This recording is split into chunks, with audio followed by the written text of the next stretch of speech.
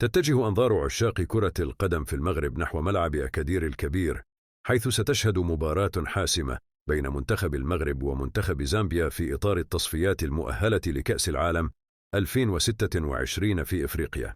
تقام المباراة يوم الجمعة 7 يونيو بداية من الساعة 8 بالتوقيت المحلي، ويأتي هذا اللقاء في ظل تراجع النتائج التي حققها المنتخب المغربي في المباريات السابقة، حيث يحتل المركز الأول في المجموعة بجانب النيجر وزامبيا وتنزانيا، وذلك بعد أن فاز كل منهم ب3 نقاط. يعتبر هذا اللقاء فرصة حاسمة لمنتخب الأسود لتحقيق الفوز وتحسين وضعه في التصفيات. من المتوقع أن تنقل القناة الرياضية المباراة عبر البث الفضائي، حيث أعلنت القناة عن بث المباراة على صفحتها الرسمية مسبقا، مما يتيح للجماهير الرياضية في المغرب فرصة متابعة المباراة مباشرة من المنزل أو في الأماكن العامة.